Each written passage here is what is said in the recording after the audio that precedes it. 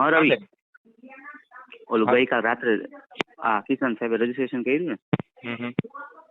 એમાં એનો છે ને સીબીસી સીઆરપી બિલનો રિપોર્ટ છે ને બનાવવાનો છે તારે.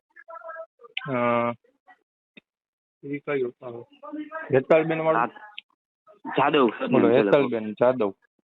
હા હા હા, હા. એનું છે ને બિલીરુબિન છે ને 16 જેટલું રાખજે, હા. અને સીઆરપી છે ને 26 જેવું કરી નાખજે. હા, એટલે એના અને રિપોર્ટ ઓલા તો કઈક ગઈકાલના છે ફાઇલમાં. છે પણ એમાં સીઆરપી નેગેટિવ છે. આપણે સીઆરપી માં 36 બતાવે છે ને, સીઆરપી અચ્છા. પોઝિટિવ બતાવવાનું છે.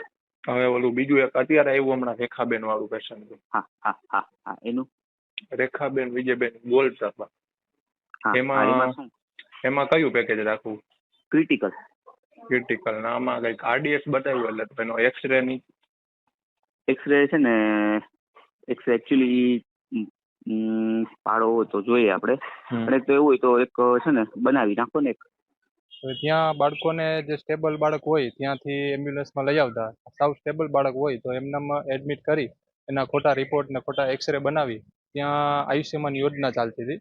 એ આયુષ્યમાન યોજનાના પૈસા કમાવા માટે ત્યાં બધું એ 8 થી 10 દિવસ સુધી બાળકને રાખે ત્યાં, અને ત્યાંથી પૈસા કમાવા માટે એમને 3 થી 4 વર્ષ સુધી આ બધું કૌભાંડ ત્યાં ચાલતું હતું. ખોટા રિપોર્ટ બનાવતા, ખોટા એક્સરે, ટોટલી વસ્તુ એનું કૌભાંડ સાવ ખોટું જ હતું ત્યાં બધું.